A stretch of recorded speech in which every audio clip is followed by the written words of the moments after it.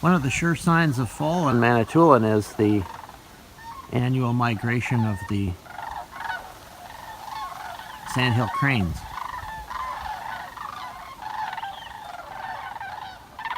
This flock isn't that high. They get a lot higher than that, sometimes so high you can't even see them, but you can hear them. Over the last 25 years they've gone from pretty well non-existent to now a very common bird, and even troublesome for some farmers too. But here it is into November, and we're seeing lots of, and hearing lots of Sandhill cranes.